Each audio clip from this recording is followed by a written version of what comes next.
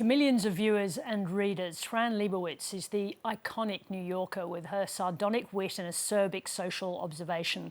Like many of New York's most brilliant denizens, she was from out of town, moving from New Jersey to the West Village in the 1970s, where, amongst other things, she worked for Andy Warhol's Interview magazine. The author, commentator and Netflix star is in Australia this month for a series of talks and joins me now. Fran Lebowitz, welcome back to 7:30. Thank you. Now, you're here not only as the designated New Yorker, as you describe yourself, but like every other American visitor, you're also here to explain to us the latest actions of your president. But I wanted to start at the lighter end of the spectrum, if I could, the cosmetic end. So we've got the Washington renovations, we've got the Kennedy Center, the East Wing of the White House, the ballroom, the now blue reflecting pool, and the much anticipated Arc de Triomphe. Can he be constrained? Clearly not. I mean, no one has been able to. You would think that he actually knew anything about architecture.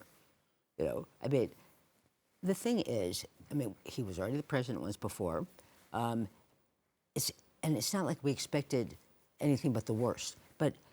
And there were many things I worried about, but I never worried about certain things. Like, I happened to be in Salt Lake City, Utah. I was watching the news in my hotel, and I was alone in my hotel room, and I said out loud, he knocked down the White House? I never spent a second worrying, what if he knocks down the White House? It never occurred to me he was going to knock down the White House.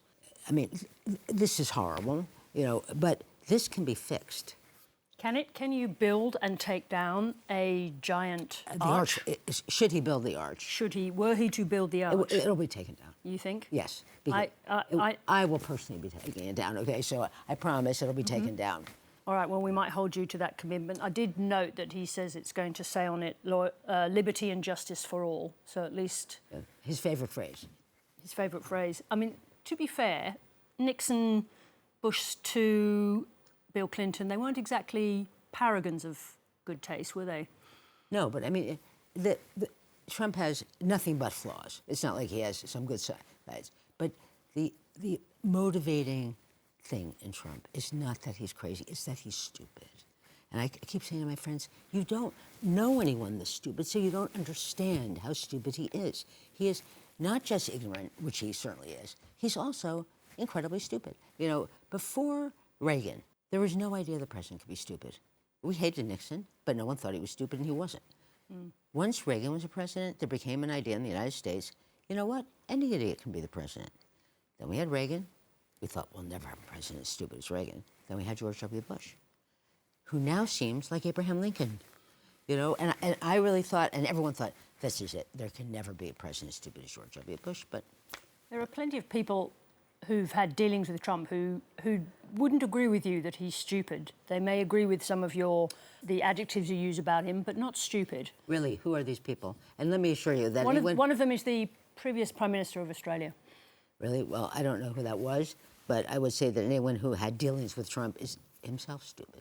What about charming? Because lots of people say that he is charming. Do you believe that? No, I do not. I have to tell you, I do not believe that he's charming. I think a lot of people still have the idea that there's a kind of awe about the American president, and so they mistake that for charm, you know. But you can mistake that for charm. I do not mistake him for a president. So, no, I do not believe he's charming. Look, you know, the thing New Yorkers hate the most about Trump is that people think he's a New Yorker.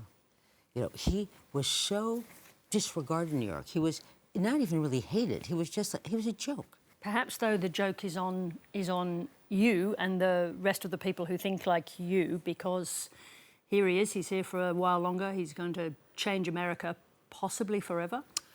Well, he already has changed it quite a bit. I mean, change it forever? I don't know. So does it go back? That's the question. Does it go back to well, it depends USA? It depends on the Democrats. You know, if they get into office and they spend all their time prosecuting him, it would be really stupid. Because even though he deserves to be prosecuted, truthfully, really rebuilding is more important than prosecuting Trump. You know, and I really have the feeling they're going to do that. I mean, it might be irresistible to them. You say you're very careful about the kinds of invitations that you accept. So my scenario that I'm about to bring up here might not be terribly likely, but just go with me for the moment. Let's imagine that an errant host or hostess puts you at a dinner party seated next to, let's say, Kash Patel or Pete Hegseth or your old friend Robert Kennedy Jr. Would you stay and talk to them, or would you get up, grab your coat, and go home? This would never happen. I don't know anyone who knows them. If I found out they did, I would not know that person anymore. But you must know people who know Robert Kennedy Jr. if you knew him once. A lot of people I knew Bobby. I mean, a lot of people. What's going on there? I think he went insane. I mean, years ago, like 20 years ago maybe, he gave the best speech I ever heard, about the environment. It was really thrilling, and I also did a big benefit with him once, an environmental benefit, and he gave a great speech. And afterward, I said to him, Bobby, it's too bad you can't run for president because you have all those heroin arrests, which now no one even mentions, and now probably considering Trump, what's a couple heroin arrests? You've also got moving on, you've got a new mayor in New York, Zoran Mamdani. You say you voted for him. Now, he's targeting billionaires at the moment over their empty apartments. It has great popular appeal, this policy, and I suspect it would be popular here. At the same time, the top 1% of earners in New York pay, I think, 50% of taxes. So I pay the other 50%. Okay, so yeah. As a tourist to New York, I say thank you. But is this sustainable, this attack on the super rich in New York? Yes. I mean, and they're always, every time someone suggests this, they say, I'm moving. Go. They add nothing to New York. In the olden days, in the 19th century, those robber barons, they employed people at least. Okay? They employed thousands, hundreds of thousands of people. All this money magic employs no one. It is no product. It has no, goodbye, go. We're moving to Florida, go. We don't need you.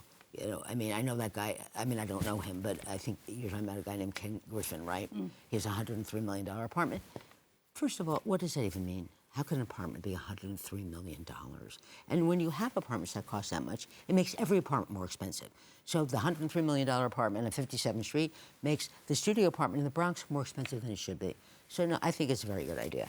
Now, he's quite young, Zoran Mamdani, but particularly because your politicians are so very, very old, or many of them are. You've got 10 politicians in Congress over the age of 80, one over 90. Trump is 80 next month, I think.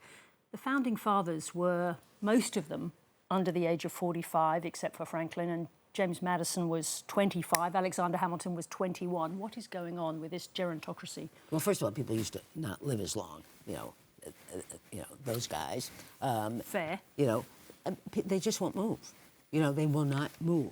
I mean, why don't people vote them out then? Well, the problem is that young people don't vote. I mean, not in the numbers old people do. So, Mamdani, I don't think, I'm 75. So obviously he's a zillion times younger than me. I don't think he's too young to be the mayor. One thing you can see about him is how earnest he is. He believes all this stuff. And I used to believe that stuff, but I was 16. To me, he seems too old to believe this stuff because he's really a socialist, all right? Socialism is a very delightful idea. It's the nicest idea for government. The problem is the human species is not nice enough for socialism. We're not up to it, So to me, he seems like, grow up, come on. But, I like him. If he turns out to be not a very good mayor, almost all the mayors that in my lifetime have been terrible. So don't worry about it I'm too not much. worried about him. We've seen a rise in explicit anti-Semitism, including very long-running protests at universities in New York. How do those events touch your life and your Jewish identity?